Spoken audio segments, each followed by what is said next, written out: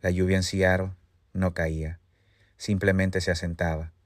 No había el estruendo que uno espera de una tormenta de verdad, sino una bruma fría, pegajosa, que te empapaba sin que te dieras cuenta. Lucas, apenas un año fuera de la universidad, ya lo sabía bien. Llevaba 4 meses manejando para las apps de comida en Ballard, y las noches aquí siempre se sentían más largas. La humedad del aire amplificaba los faros, convirtiendo cada calle solitaria en una especie de túnel de luz blanca. Una luz que no iluminaba nada, en realidad. Su sedán usado, un Honda Civic que olía a café derramado y a cartón mojado, era su oficina. Eran las 1:30 de la madrugada. El reloj en el tablero lo miraba con sus dígitos brillantes. Estaba a punto de desconectarse cuando un nuevo ping vibró en el soporte del celular. Un pedido de ramen. Venía de un restaurante que, según el horario, cerraba en 10 minutos.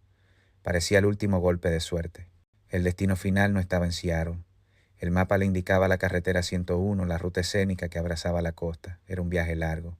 El destino, Symphony Heights, una comunidad costera conocida por sus casas sobre riscos. Condujo. La 101 se hizo oscura. La carretera serpenteaba bajo cedros gruesos. La niebla se hizo densa, espesa. Finalmente, el GPS lo guió a la entrada de piedra. Villa Mare. La calle principal, vista del océano, subía en espiral, lenta y oscura. La dirección era 1980. La casa era una mole de madera y vidrio. Estaba totalmente oscura. Ni un solo farol encendido, salvo por una luz tenue azul que parpadeaba desde lo profundo, como un televisor olvidado. Lucas detuvo el carro. Sacó la bolsa de ramen. Mientras se acercaba sintió ese escalofrío. Era la hora y la oscuridad que no encajaban con la luz azul. Tocó el timbre. Una campanilla de bronce antigua. Esperó. Nadie vino. No se escuchó ningún ruido. Revisó la aplicación. El cliente, LT, había dejado una nota. Dejar en la mesa lateral del porche. No tocar 2 veces. Lucas obedeció. Dejó la bolsa. Tomó una foto rápida con el flash del celular y marcó la entrega. Mientras regresaba a su sedán, sintió que lo observaban. Miró hacia el patio trasero, hacia el precipicio.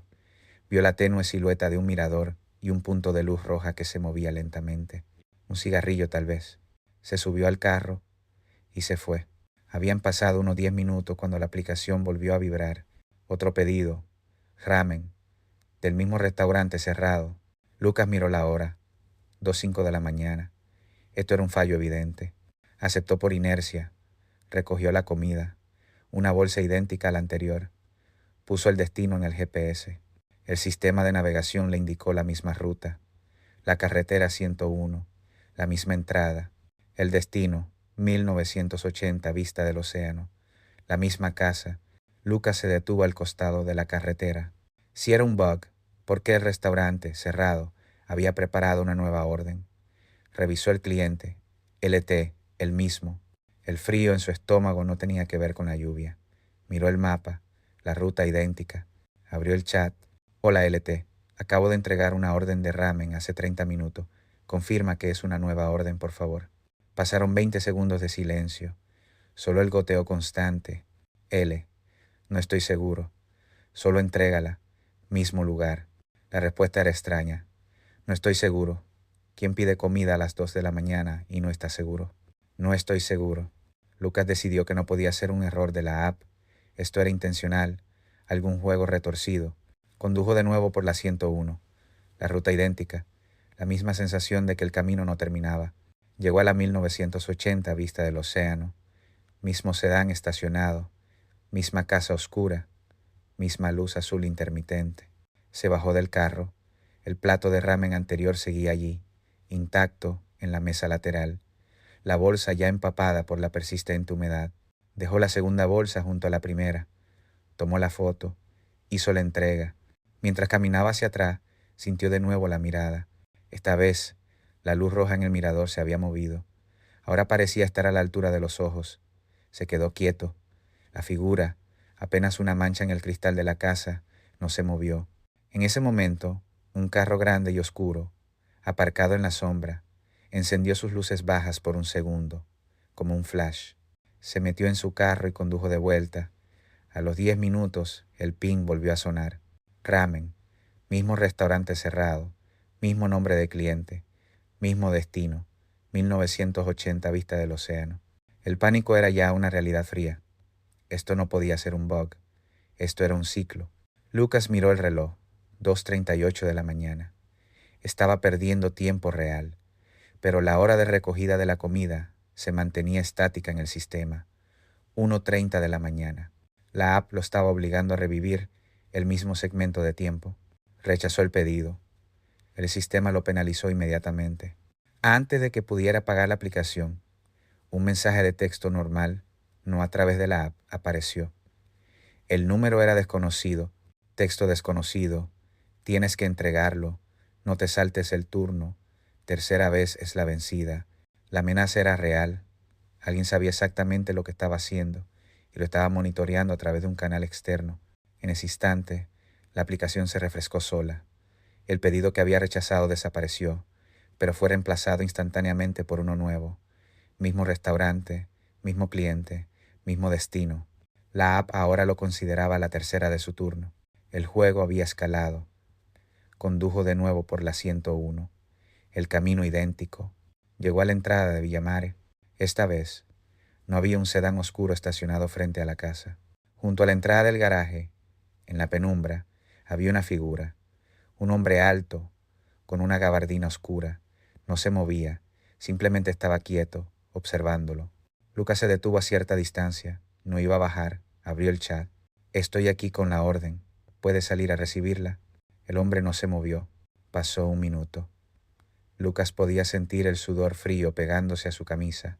Entonces, el hombre levantó la mano izquierda, muy lentamente. Apuntaba directamente hacia el porche. El hombre no se movía. Solo apuntaba hacia el porche. Lucas miró. Las 2 bolsas de ramen anteriores seguían allí, intactas, mojadas, pero junto a ellas había aparecido una tercera bolsa. No era de ramen, era de papel marrón sin logotipos, limpia y seca. Estaba perfectamente colocada junto a las otras 2, como un elemento más de la exhibición. El hombre de la gabardina bajó la mano. Lucas sintió el estómago revolverse. Esto no era comida, no era una entrega, era un punto de intercambio, un patrón. Él era el repartidor que estaba completando el set. Obligado a completar la secuencia, Lucas salió del carro, caminó hasta el porche, sin dejar de mirar a la figura. El hombre permaneció inmóvil, dejó su bolsa, la tercera de ramen junto a las otras. Su orden era el último elemento necesario. Antes de volver a su sedán, el miedo de lo desconocido lo empujó a mirar la tercera bolsa, la misteriosa, la que estaba seca y sin marca. Con mucho cuidado, sin tocarla, se inclinó. No había comida. Solo vio un manojo desordenado de billetes de $100 y sobre el dinero una llave de casa de latón, pulido y brillante. Era una cantidad ridícula de efectivo, mucho más que el valor de 3 entregas de ramen, y esa llave, Lucas sintió la claridad aterradora. No era el mensajero, era el cebo. Estaba siendo usado para crear una distracción o para marcar la casa de alguna forma. Las entregas de comida eran solo la excusa para que un conductor hiciera el largo viaje en medio de la noche, confirmara la ubicación de la casa vacía y finalmente hiciera que el paquete apareciera. Miró al hombre de la gabardina, que aún no se movía. La figura ahora parecía menos una persona esperando y más una estatua. El hombre finalmente rompió el silencio. Su voz era baja, seca, casi inaudible por el vapor de la niebla. El bucle está cerrado, dijo.